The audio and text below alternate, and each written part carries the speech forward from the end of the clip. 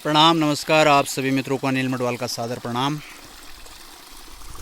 मित्रों, ये जो आप जल बहता हुआ देख रहे हैं, ये कोई नदी नाले का जल नहीं है, ना ही कोई ऊपर कोई चकडाम बना है या किसी प्रकार का कोई तालाब है या किसी भी सोर्स के माध्यम से किसी प्रकार का ये रुका हुआ नहीं है। ये बारिश जो लगातार 2-3 दिन की चल रही थी, उसके कारण ये जो है जल इकट्ठा था। और ये देखिए यहाँ से यहाँ से निकल रहा है भूमिगत, और ये जो ऊपर खेत हैं सारे खेती यहाँ इकट्ठा होता है और यहाँ से निकल रहा है। सवाल एक ही बनता है कि जो सरकार की योजनाएं हैं, चाल खाल खंती, इतने बड़े बड़े अमृत सरोवर, 15-15, 20-20 लाख के अमृत सरोवर जो बने पड़े हैं, अब ये जल देखिए आप, ये ऐसे बह रहा है और बहते बहते ये जो है नीचे नदी में मिलता है। ये देखिए, अब मैं इसके इतर आपको हकीकत जो बताऊं, यहाँ चाल खाल बने पड़े हैं नीचे भी, मैं आपको दिखाऊं तो पहले तो जल देखिए और जल का प्रभाव देखिए आप। काफ़ी मोटा जल है, काफ़ी रुका हुआ पानी है और निरंतर बह रहा है। ये देखिए आप, कितना जल है ये। जो सरकार की इस समय महत्वाकांक्षी योजनाएं, जो सरकार पूरे भारत भर में नदियों को जोड़ जोड़ कर एक स्टेट से दूसरे स्टेट तक जो है पानी पहुंचाने का काम कर रही है। विभिन्न संगठन, विभिन्न समूह जो है जल संरक्षण का कार्य कर रहे हैं, कुओं को रिचार्ज कर रहे हैं। जो हमारे भूमिगत जल स्रोत हैं वो इससे रिचार्ज होते हैं।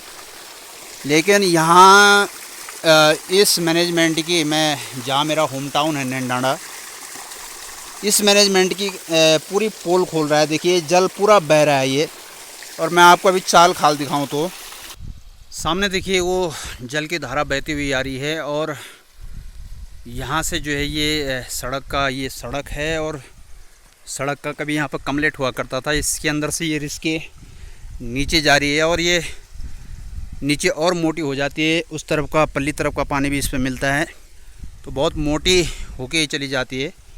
इसी रोड से मैं आपको अपने गांव में बने हुए चाल खाल दिखाता हूं। मैं गांव को दोष नहीं दे रहा हूं, ना किसी प्रतिनिधि को दोष दे रहा हूं। दोष है उन अधिकारियों का जो पता नहीं किस अंधेरी कोठरी में बैठ के ये योजनाएं बनाते हैं। चाल खाल खंती, इतने अमृत सरोवर, अगर आज मैं किसी भी गांव का अमृत सरोवर देखने जाऊंगा, जबकि मानसून के समय जो है उत्तराखंड में पूरे मानसून की मैं समझता हूँ 25% बारिश हो चुकी है और नदी नाले उफान पे हैं। सामने देखिए, वो मैं आपको दिखाऊं तो ये देखिए, ये सारे चाल खाल बने पड़े हैं। देखिए नीचे, अब ये देखिए पूरे, ये देखिए एक बूंद ये पेड़ से टपकने वाले पानी से भरेंगे या ऐसे ही जो पानी बहेगा उनसे भरेंगे। जबकि ठीक उसके नीचे जो नदी दिख रही है, मैं यही दिखा रहा था आपको, जो यहाँ से बहती हुई नदी आ रही थी, ये दिखा रहा था। तो ऐसे ये 3 खाल नहीं बल्कि बतेरों खाल हमारी ग्राम सभा में बने पड़े हैं। मेरा कहने का तात्पर्य यह है कि जो ये पानी बह रहा है, जब सरकार इतना पैसा खर्च कर सकती है, तो एक नहर के माध्यम से, कूल के माध्यम से जो ये पानी बह रहा है, इसको इन खालों तक पहुंचाकर, इन खंतियों तक पहुंचाकर, इनमें जितना पानी स्टोर होना है वो होएगा, और जितना बहना होगा वो बहेगा।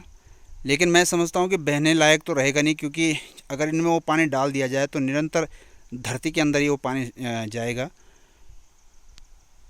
तो ये योजनाएं, मेरा निवेदन है जिलाधिकारी से लेकर सीडीओ साहब से लेकर, जो डीडीओ साहब से लेकर जितने भी प्रशासनिक बड़े बड़े अधिकारी हैं, कि सर इस तरह से तो ये जो हमारे जल स्रोत हैं या भूमिगत जितने भी स्रोत हैं पानी के, चाहे वो कुएँ हों, बावड़ी हो, नलकूप हो, हैंडपम्प हो, कुछ भी हों, वो ऐसे तो रिचार्ज होंगे नहीं। और जब पहाड़ों से ये पानी धरती के अंदर जाएगा, जब पहाड़ों से ऐसे बह के नदियों में बहेगा, नदियों से आगे समुद्र में चला जाएगा, तो ऐसे तो ये जल स्रोत नहीं बढ़ने के। तो कुछ ना कुछ योजनाएं ऐसी होनी चाहिए कि जो इतने बड़े चाल खाल आपके माध्यम से, आपके ब्लॉकों के माध्यम से इतने बड़े बड़े ये बन रखे हैं और ये सूखे पड़े हैं, जबकि अभी तक इतनी बारिश हो चुकी है और एक बूंद इनमें पानी नहीं है। तो मैं समझता हूँ कि आपको एक ऐसी योजना बनानी चाहिए कि जो ये नदी का जो ये पानी बह रहा है, जो मैं आपको दिखा रहा हूँ, ये पानी टोटली इन चाल खालों में आए और ये पानी स्टोर हो, और जो है हमारे जो पेय स्रोत हैं, जो जल स्रोत हमारे पहाड़ों में हैं, वो रिचार्ज हों। क्योंकि बरसात में ही उनमें पानी मिलता है, और जैसे अब बरसात बंद होगी सितंबर अक्टूबर से, वैसे उनका पानी भी सूखता सूखता जो है जनवरी तक, एंड तक वो पूरा पानी सूख जाता है। तो ये दुविधा उत्पन्न ना हो, मैं समझता हूँ कि इस पर कुछ कार्य करने की आवश्यकता है। तभी ये धरती, ये जल जंगल बचेंगे और पीने को जल मिल पाएगा, हमें नहीं, आगे की पीढ़ियों को भी। अगर ऐसे बहता रहा तो मैं समझता हूँ कहीं भी आगे जो संकट पानी का उभर के आएगा, वो सब के लिए जो है दूभर हो जाएगा पानी मिलना। तो मैं समझता हूँ सर कि ये चाल खाल जो है रिचार्ज होनी चाहिए। आप एक योजना ऐसी भी बनाइए कि ये जो बहता हुआ पानी है नहरों के माध्यम से इन चाल खालों में आए, इन अमृत सरोवरों में आए, जो आपने इतने बड़े बड़े तकरीबन 10-10, 15-15 लाख रुपए के अमृत सरोवर जो अन्य गांव में बने हैं, हमारे गांव में तो नहीं बना है, लेकिन ये चाल खाल जो बने हैं कम से कम ये रिचार्ज हो जाए। मैं समझता हूँ आप इस पर ध्यान देंगे। धन्यवाद, प्रणाम।